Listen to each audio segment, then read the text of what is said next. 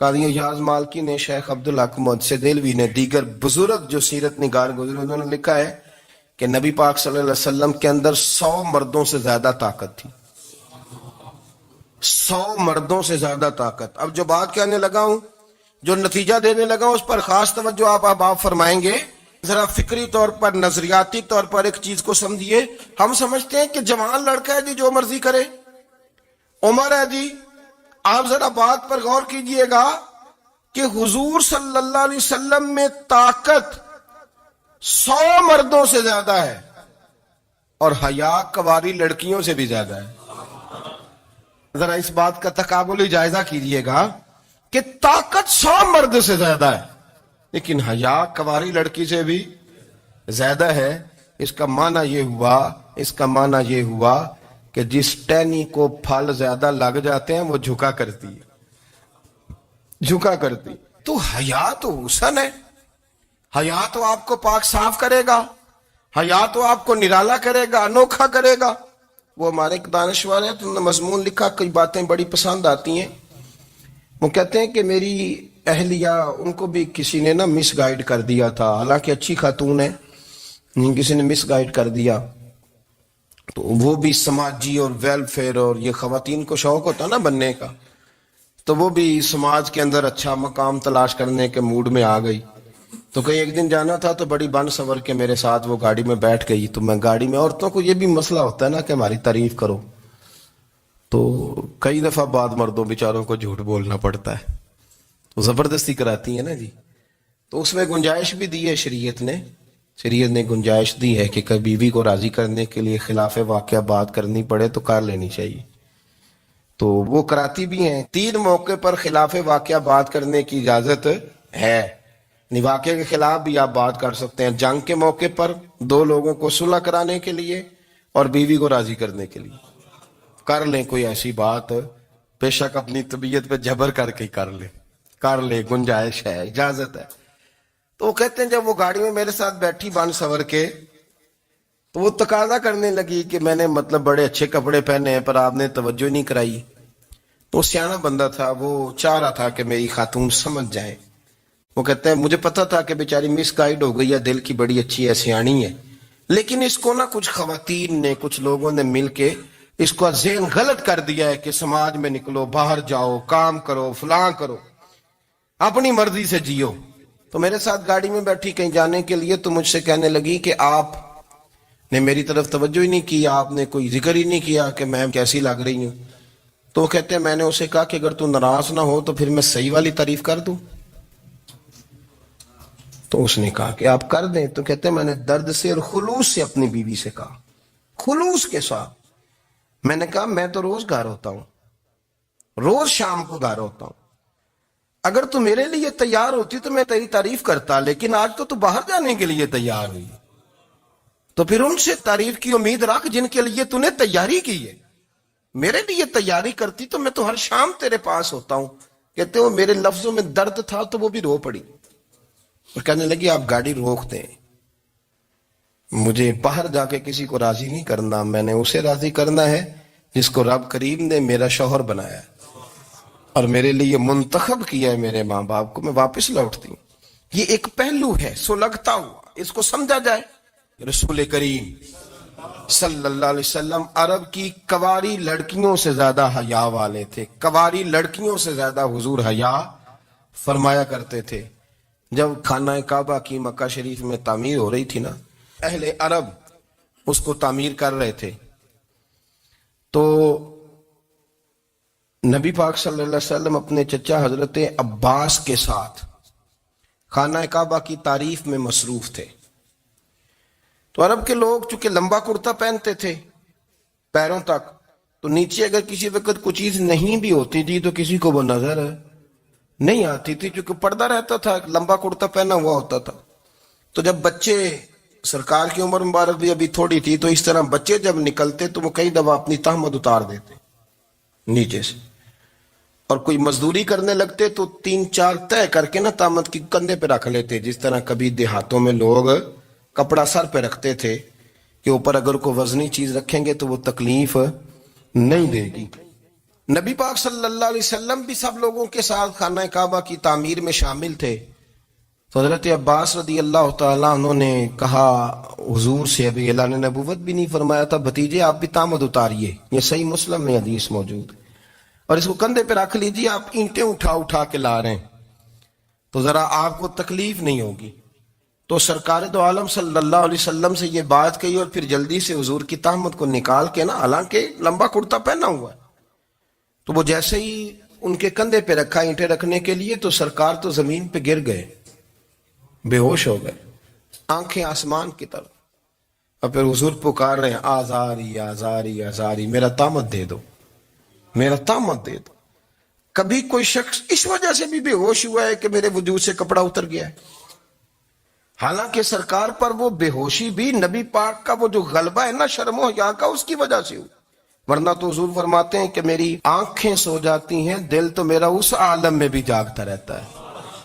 تو سرکار زمین پہ تشریف لے آئے، آنکھیں میرا تامت دے دو، میرا تامت دے دو. تو جلدی سے انہوں نے تامت دیا تو حضور نے باندھ لیا. پھر طبیعت مبارک میں تسلی ہوئی. یعنی ہم اس رسول کے غلام ہیں کہ جن کے تو وجود سے کپڑا اتر جائے تو حضور برداشت نہیں کرتے، قبول نہیں فرماتے، تکلیف شروع ہو جاتی. لیکن یہاں نوجوان ہیں اور بڑا قد کاٹ ہے اور بڑے بڑے سمجھدار لوگ ہیں، گرمی آتی ہیں تو شارٹ کپڑے پہن کے گھومتے ہیں. ان کو خیال نہیں کہ یہ وہ والا لباس ہے جو باہر تو کیا گھر میں اماں کے سامنے نہیں پہننا چاہیے، بہنوں اور بیٹیوں کے سامنے نہیں پہننا چاہیے. آپ کی گفتگو میں شرم و حیا ہو، آپ کے لب و لہجے کے اندر حسن ہو. آپ کو پتہ ہے نبی پاک صلی اللہ علیہ وسلم نے فرمایا میری امت میں سب سے زیادہ حیا کرنے والے عثمان غنی ہیں. عثمان غنی سب سے زیادہ حیا کرنے والے.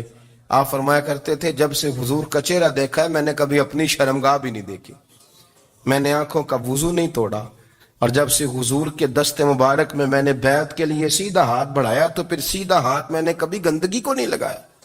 حیات. آپ باتھ روم کے اندر بھی غسل فرماتے تھے تو کپڑوں سمیت کرتے تھے. کسی نے کہا حضرت جی واش روم کے اندر کیوں نہیں کپڑے اتارتے؟ آپ فرمانے لگے باہر بندوں سے حیا کرتا ہوں، اندر جاتا ہوں تو رب سے حیا آنی شروع ہو جائے، وہ تو دیکھ رہا ہے نا. تو میں جو بات آپ کی خدمت میں عرض کرنا چاہتا ہوں اس کو آپ سمجھیے گا میرے عزیز، کہ شرم والا مزاج، گفتگو بھی شرم والی، آنکھیں بھی شرم والی، لباس بھی شرم والا، دوستی یاری بھی شرم والی، بہت ساری ایسی باتیں. دیکھیں نا آپ ذرا، میں نے کہا کہ باتوں کو سن کے گزر نہ جایا کریں، اس کی گہرائی پر غور کریں. حضور علم کا سمندر ہے، سرکار سے زیادہ علم دنیا میں کسی کے پاس موجود نہیں ہے، اور صحابہ کو موقع ملا ہوا ہے اس سمندر سے فیض لینے کا. لیکن ان کی حالت یہ ہے کہ حضرت علی المرتضیٰ فرماتے ہیں 14 دن گزر جاتے، حضور سے کوئی سوال پوچھنا ہوتا تھا پر میں شرم کے بارے نہیں پوچھ پاتا تھا.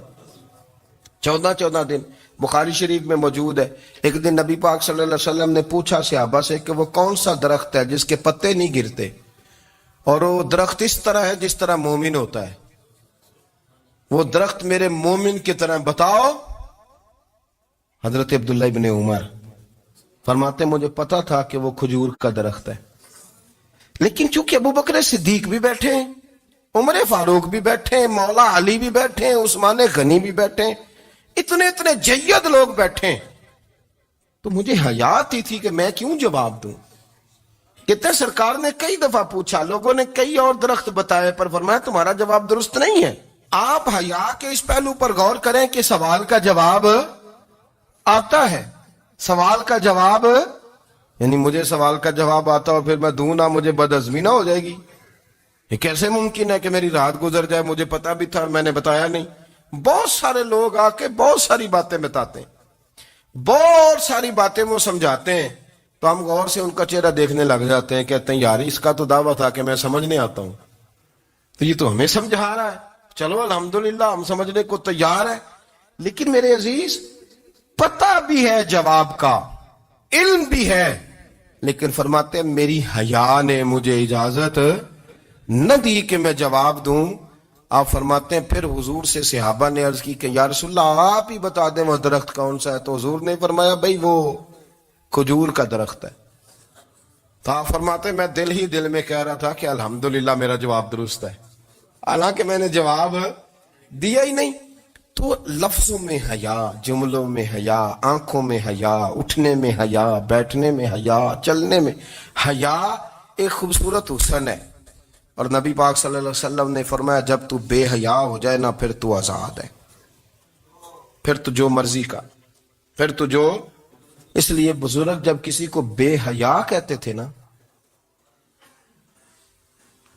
اللہ اکبر، اور جب کسی کو کہتے تھے نا یہ بے حیا ہے تو لوگ سمجھتے تھے کہ کوئی ہلکی سی بات کر دی، لیکن ان کا معنی یہ ہوتا تھا کہ بس بھائی اب اس کے ساتھ کوئی کلام کرنے کی ضرورت ہے، اس کو اب اصلاح کی ضرورت نہیں، یہ بے حیا ہے. کیا معنی؟ کہ اب یہ جو اس کے دل میں آئے گا وہ کرے گا، جو اس کی طبیعت چاہے گی وہ کرے گا، اب یہ کسی پہلو بھی قابو آنے کو تیار بے حیا ہو گیا. بے حیائی بہت بڑا عیب ہے. اور جو لوگ کہتے ہیں کہ ہمیں بالکل آزادی ہونی چاہیے، ہمارا اپنا جسم ہے تو ہماری اپنی مرضی چلے گی. ایک وزیر صاحب ہے، پتہ نہیں میں ان کو جانتا تو نہیں، انہوں نے سینٹ میں تقریر کی ہے، میں نے ان کی بات سنی ہے. اس نے کہا نہیں بھائی، جسم رب کا ہے تو مرضی بھی تو رب کریم کی چلے گی، اور مرضی بھی اللہ کی. یہ مجھے تھوڑا سا مسئلہ ہے جسم پر، کبھی کبھی مجھے کثرت سفر سے الرجی ہو جاتی ہے. میرے ساتھ لوگ نا دل سے پیار کرتے ہیں. شاید ہی کوئی اچھا ڈاکٹر ہو جس تک میرے سنگی مجھے لے کے نہ گئے ہوں، پر جسم اللہ کا ہے نا، مرضی بھی جب وہ چاہے گا صحت دے گا. کیوں کچے کاموں میں لوگ پڑ گئے، کیوں غلط لوگ سوچ میں پڑ جاتے ہیں؟ یہ اسی کا ہے. اور جب وہ چاہے گا، آپ اس بات کو اچھے طریقے سے سمجھ لیں کہ جو اپنی مرضی چوکوں چوراہوں میں کر رہے ہوتے ہیں نا، جو مرضی گند مند، وہ جانور ہوتے ہیں. وہ جانور ہوتے ہیں جو نہ چوک دیکھتے ہیں، نہ گلی دیکھتے ہیں، نہ انہیں پتہ ہوتا ہے کہ جگہ کون سی ہے. وہ انسان، میں نے کہہ دیا جو میں نے کہنا تھا، میں نے کہہ دیا، وہ جانور ہوتے ہیں. اور جو کچھ انسان ہوتے ہیں نا، ان کے اندر کچھ نہ کچھ پھر شرم حیا بھی ہوتی ہے. وہ چوکوں چوراہوں میں وہ حرکتیں اور وہ کام نہیں کرتے جو جانور کرتے ہیں. ان کے لیے بڑے پردے ہوتے ہیں، ان کے لیے بڑی باتیں ہوتی ہے، ان کے لیے بڑا کچھ ہوتا ہے. جو بالکل آزاد ہو جائے، کوئی پتہ نہ ہو کس وقت کیا کہنا ہے کیا کرنا ہے، تو پھر وہ دائرہ انسانیت سے خارج ہو جاتا ہے. ہم آپ کو کیا دعوت دیں؟ آپ تو وہ باتیں کر رہے ہیں جو اسلام کا انسانیت کے حق میں بھی ٹھیک نہیں. آپ تو وہ والی باتیں کر رہے ہیں جن کا انسانیت بھی تقاضا نہیں کرتی کہ یہ باتیں ہونی چاہیے.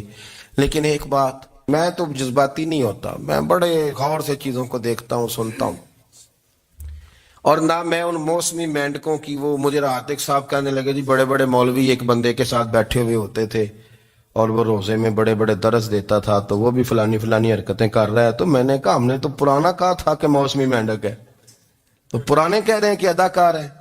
تو وہ جہاں کاسٹ کریں گے وہاں وہ اداکاری کرے گا. آپ کسی مذہبی جگہ کر لیں تو وہاں کر لے گا، کہیں اور جگہ کریں گے تو ہم تو پرانا کہہ رہے ہیں.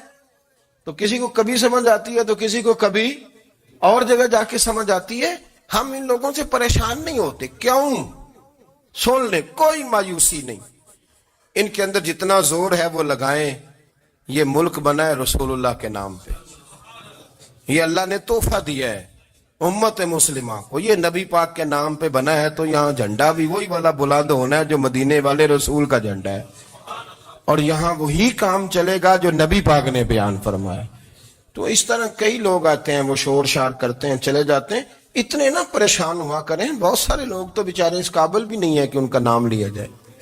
مطلب اتنا ہم ان کو اہمیت دے دیں، ان کا ذکر کریں، ان کا نام لیں، ان کی بات کریں، وہ بیچارے اس قابل ہی نہیں ہے. مطلب سٹیٹس ہی نہیں ہے ہمارا. اتنے فارغ ہیں ہم کہ اب جو بندہ آئے گا کہانی چھیڑے گا تو ہم چھیڑ جائیں گے. اور بھائی اللہ کا فضل ہے الحمدللہ تعالی، لوگوں نے بڑا شور کیا اور بڑے زمانے سے دنیا شور کر رہی ہے، پر اللہ کے گھر مسجدیں بھری ہوئی ہیں.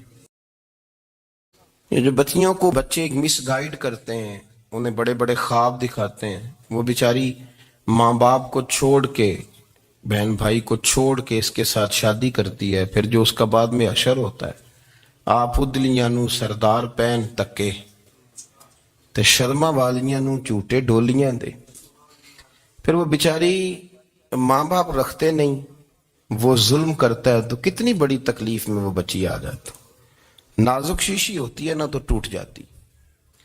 یہی حال اب جدید خواتین اور یہ جو کچھ اینکر پرسن ہیں، یہ اصل میں نا یہ آپ کو سیاست سکھاتے ہیں، لیکن یہ مادر پیدر آزاد لوگ ہیں، بالکل آزاد۔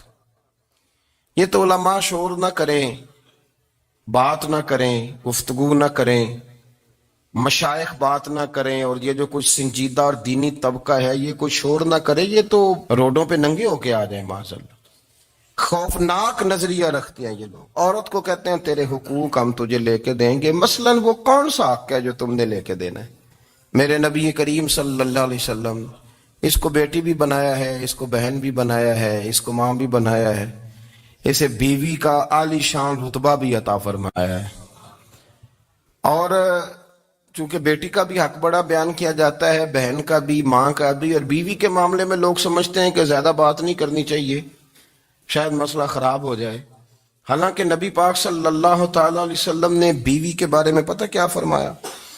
فرمایا جب تم نکاح کر لیتے ہو تو اپنا ایمان محفوظ کر لیتے ہو۔ اب میں اس کی شرح نہیں کرتا، اب خود کر لیجئے گا کہ وہ ایک ایسی شخصیت ہوتی ہے کہ جس کی موجودگی میں آپ کا ایمان محفوظ ہے۔ اب میں نہیں سمجھتا کہ اس سے بڑی بات کوئی اور ہو سکتی ہے، جس کی موجودگی میں آپ کا ایمان، اور بھئی یہ حدیث پاک عرض کر رہا ہوں، نکاح جب کوئی کر لے تو اس نے اپنا ایمان مکمل کر لیا۔ اس کا معنی یہ ہوا کہ آپ کا ایمان محفوظ ہے اس کی موجودگی میں، تو اس سے زیادہ بھی، یعنی ایمان سب سے قیمتی چیز ہے نا، تو اس کے محفوظ ہونے کی وجہ حضور نے نکاح بیان کر دی۔ تو اب میرا خیال ہے بیوی اگر کوئی اس سے بڑا حقوق مانگے گی تو بیوقوفی کرے گی۔ اتنا بڑا درجہ نبی کریم نے اسے عطا کر دیا، اتنا بڑا مقام دے دیا کہ تو خاوند کے ایمان کے محفوظ ہونے کا ذریعہ بن گئی ہے۔ عورت کو جو حقوق رسول کریم صلی اللہ تعالی علیہ وسلم نے عطا فرمائے، نبی پاک نے جو حقوق دیے، دیکھیں نا، حضرت عبداللہ ابن عمر رضی اللہ تعالیٰ عنہ کی اہلیہ بیمار تھی، تو جلدی جلدی سے وہ آئے، تو جب بہت جلدی ہو، سفر بڑا شدید تھا، تو آپ نے جلدی سے نماز ادا کی، جلدی سے چلے۔ آپ کے خادم کہنے لگے حضور خیریت ہے؟ فرمایا میری بیوی بیمار ہے۔ تو اس نے عرض کی حضور آپ کی اہلیہ بیمار ہے، تو آپ نے نماز بھی جلدی سے پڑھی، سفر بھی جلدی جلدی کیا۔ تو فرمانے لگے یہ وہ چیزیں ہیں جو ہمیں مدینے والے رسول نے سکھائی۔ آپ اس کیفیات کو سمجھیں کہ حضور صلی اللہ علیہ وسلم نے درس دیا۔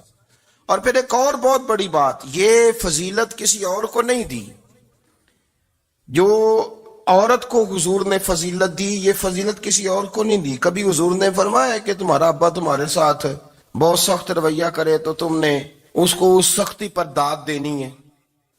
فرمایا چلو اگر وہ زیادتی بھی کرے تو تم نے اس کے ساتھ سلوک اچھا ہی کرنا ہے۔ لیکن آپ ایک بات کو سمجھے نا کہ بچے کے بارے میں، بیٹے کے بارے میں، بیٹی کے بارے میں فرمایا 10 سال کے ہو کے نماز نہ پڑھے تو سختی کرو، تمہارا ڈنڈا بھی لٹکنا چاہیے۔ بہت ساری جگہوں پہ بہت سارے لوگوں کے لیے سختی کا حکم دیا، لیکن عورت کے لیے حضور نے جو جملے کہے، اصل میں ہم سمجھتے ہیں کہ یہ ایک بات ہے، مشہور ہو گئی ہے روایت حدیث، تو بس اس کے پس منظر پر اور جملوں کے حسن پر شاید معاذ اللہ غور کرنے کی ضرورت نہیں۔ ذرا اس لفظ کی تاثیر پر غور کریں۔ حضور نے فرمایا عورت ٹیڑھی پسلی سے پیدا کی گئی ہے، یہ ٹیڑھی ہے، کو سیدھا کرنے کی کوشش کرو گے تو ٹوٹ جائے گی۔ تو حضور پھر ہمارے لیے حکم کیا ہے؟ فرمایا جیسی ہے تم اسی کے ساتھ نبھا کرو۔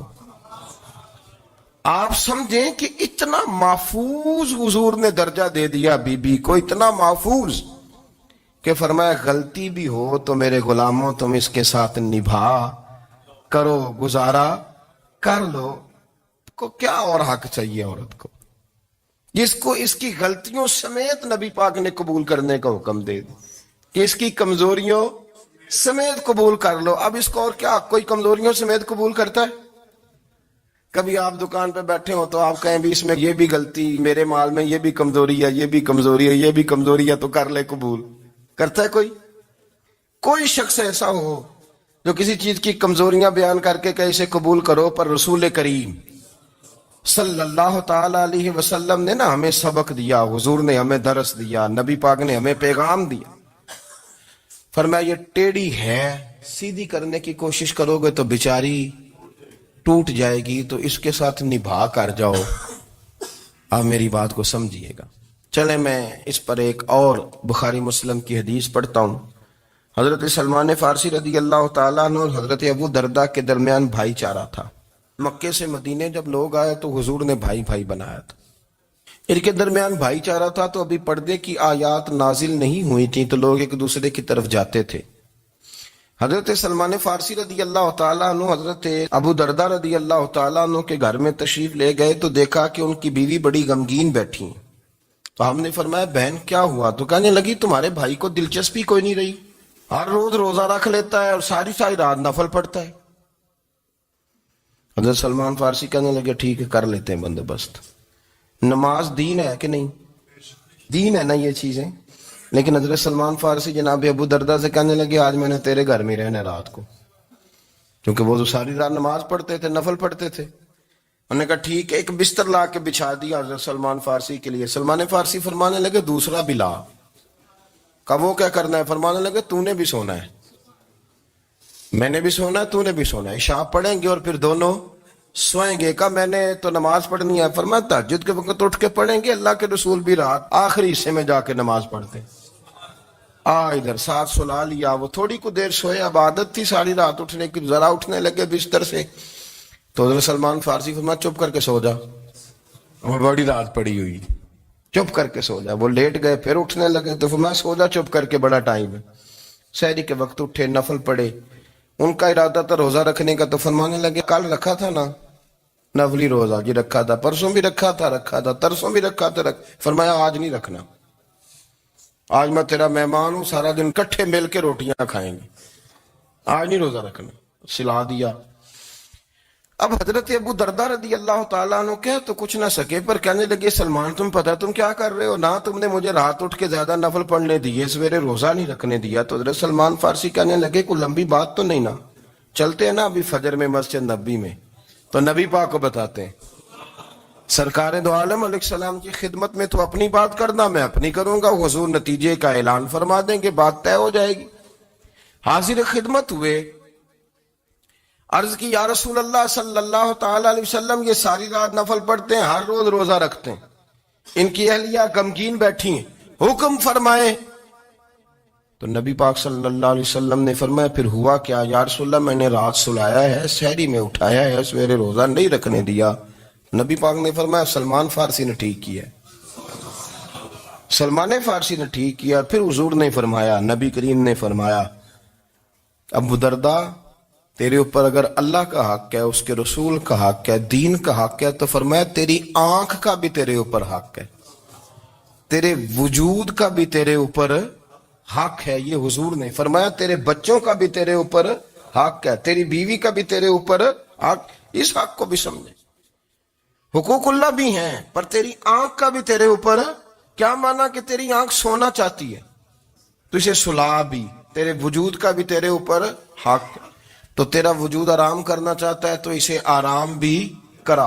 اور پھر وہاں نبی پاک صلی اللہ علیہ وسلم نے فرمایا میں تم سب، سننا یہ لفظ حدیث کے، حضور نے اسی موقع پر فرمایا میں تم سب سے زیادہ اپنے رب کو جانتا ہوں اور میں تم سب سے بڑھ کر اپنے رب سے ڈرتا ہوں۔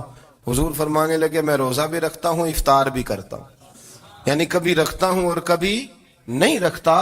فرمایا میں نفل بھی پڑھتا ہوں اور اپنی بیویوں کو وقت بھی دیتا ہوں۔ سرکار مسجد میں بھی آتے تھے، نواسوں کے ساتھ کھیلا بھی کرتے، ان کے ساتھ پیار بھی کرتے۔ تو اتنے بڑے حقوق حضور نے بیان فرمائے عورتوں کے کہ تمہاری بیوی کا بھی تمہارے اوپر۔ لو ایک حدیث بخاری کی اور یہاں بیان کر دیتا ہوں۔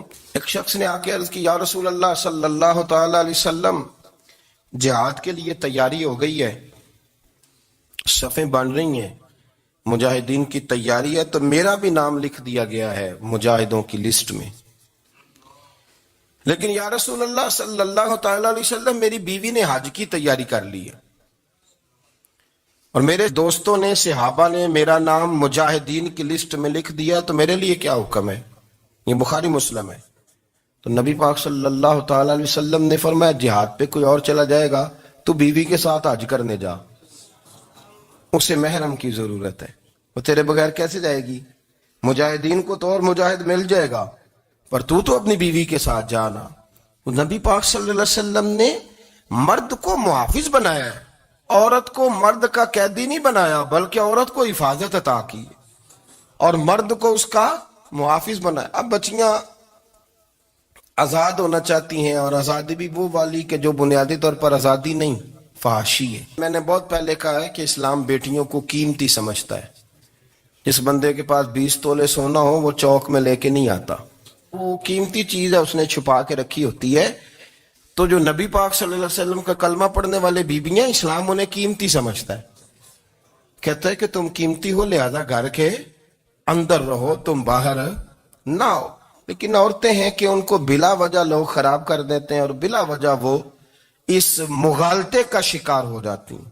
اب آگے بڑھتے ہیں. قرآن مجید نے سورہ نور کی آیت نمبر 30 میں کہا کہ کل للمؤمنین یغضوا من ابصارہم, فرمایا کہ اے محبوب علیہ السلام مومن مردوں سے کہہ دو کہ اپنی نظریں جھکا کے رکھیں, اپنی نظریں.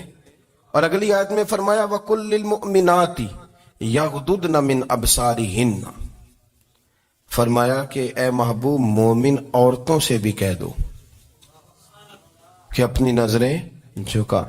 مرد بھی اپنی نظر جھکا کے رکھے گا عورت کی طرف, لیکن یہ ساری پابندی صرف مرد پر نہیں, عورت بھی غیر محرم کا چہرہ نہیں دیکھے گی, اس پر بھی اسی طرح نظر جھکانے کا حکم ہے جس طرح کے وہ ہر دکاندار کو بھائی جان کہہ کے گفتگو کرنے کی اس کو بھی اجازت نہیں ہے کہ وہ سمجھے کہ پابندی تو مرد نے کرنی تھی, میں نے تھوڑی کرنی تھی. وہ جس کے پاس جائے, جہاں بھی جائے, ڈاکٹر کے پاس جائے, باہر جائے, تو وہ جس طرح مرضی اس کا دل چاہے وہ بات چیت کرے, اس کی عورت کو بھی اجازت اسلام نہیں دیتا. بنیادی طور پہ اسلام شرم و حیا کا دین ہے, حیا کی بات کرتا ہے. حیا کی جب ہم تعریف کرتے ہیں تو حیا کی تعریف یہ ہے کہ کوئی کبھی چیز دیکھ کے نا تو آپ کی طبیعت میں کراہت محسوس ہو, آپ کوئی غلط جملہ منہ سے نکالتے ہوئے ذرا جھجکیں, آپ کوئی غلط بات کرتے ہوئے تھوڑا بوجھ محسوس کریں. ہمارے ہاں تیزی سے فروغ پایا ہے بے حیائی میں. سنگیوں کی محفلیں, یاروں کی محفلیں, اس میں غلیظ گفتگو ہوتی ہے. الا ماشاء اللہ, ان دوستوں کو بڑی پاک صاف گفتگو کرنی چاہیے. دوستی کا رشتہ بڑا مقدس رشتہ ہے. جو یہاں ایک دوسرے سے پیار کریں گے جنت میں بھی اکٹھے داخل کیے جائیں گے. شرط یہ ہے کہ پیار اللہ رسول کی رضا کے لیے ہو, لیکن اس کے اندر اگر آپ کی گفتگو کچی ہو, کمزور ہو, فحاشی والی ہو, عریانی والی ہو. وہ ہمارے ہاں تو اب اس کو لوگ فیشن سمجھتے ہیں, اس کو مردانگی کی علامت سمجھتے ہیں کہ وہ جی ساری باتیں جی وہاں ہو گئیں اور جس کا جو جی چاہا اس نے کہا. آپ جب حیا کے دائرے میں ہوتے ہیں تو آپ خود بھی سکون محسوس کرتے ہیں. دیکھیں نا, آپ کو نیند سکون سے کہاں آتی ہے؟ جہاں کمرہ بند ہو, چاروں جانب دیوار ہے, اوپر چھت ہے, خالی دروازہ بھی کھلا ہوا ہونا تو جب بندہ سکون لینا چاہتا ہے تو کہتا ہے یار ذرا دروازہ ذرا بند کر دو. وہ اچھی طرح اپنے آپ کو چھپا لیتا ہے نا حیا کے پردے میں, تو اللہ اسے سکون عطا کرتا ہے. اور جو اس سے بھی زیادہ ٹھنڈی نیند میں جانا چاہتا ہے وہ کہتا ہے لائٹ بھی بند کر دو. اب وہ مکمل طور پہ سمجھتا ہے کہ میں چاروں جانب سے چھپ گیا ہوں, اگر میں کھل کے بھی سو جاؤں گا تو میرا چونکہ پردہ قائم ہے تو مجھے کوئی دشواری نہیں ہوگی. آپ جب چھپ جاتے ہیں, جب آپ حیا کے اندر سمٹ جاتے ہیں, جب آپ چادر کے اندر آ جاتے ہیں تو آپ بہت ساری جگہوں پہ آسانی محسوس کرتے ہیں. تو حیا تو آپ کو سکون دیتی ہے, حیا تو دل کو راحت دیتی ہے. میں بڑی ذمہ داری سے بات عرض کرتا ہوں, قرآن مجید نے نا ایک مقام پہ مذاق کو, ایک مزاح ہوتا ہے خوش طبی, وہ نہیں مذاق, مذاق اڑانا. قرآن پاک نے نا مذاق کو ایک جگہ پہ جاہلوں کا طریقہ بھی قرار دیا ہے. بنی اسرائیل کے لوگوں سے حضرت موسیٰ نے کہا کہ گائے ذبح کرو اور ایک ٹکڑا مقتول کو مارو, زندہ ہو کے خود بتا دے گا مجھے کس بندے نے قتل کیا. تو کہنے لگے آپ ہمارے ساتھ مذاق کر رہے ہیں. تو قرآن مجید کہتا ہے کہ حضرت سیدنا موسیٰ علیہ السلام فرمانے لگے اعوذ باللہ ان اکون من الجاہلین, فرمانے لگے میں اللہ کی پناہ مانگتا ہوں کہ میں جاہلوں میں سے ہو جاؤں. یہ مذاق کرنا تو جاہلوں کا طریقہ ہے. اگر آپ کی زبان سے بے حیائی کا جملہ نکل گیا, اگر آپ کی زبان سے بے حیائی کا جملہ نکل گیا, آپ نے کہہ دیا کہ ہم آزاد لوگ ہیں, جو مرضی کریں گے, جو مرضی کہیں گے, جو ہمارا دل میں آئے گا کریں گے, تو پھر تو لوگ آپ کا وہ حشر کریں گے کہ آپ سے برداشت ہی نہیں ہوگا. جس کا لوگ مذاق بنا لیتے ہیں اور جو مذاق بن جاتا ہے پھر اسے کچھ جینے دیتا ہے. آپ حیا کی چادر میں چھپیں گے تو بچیں گے.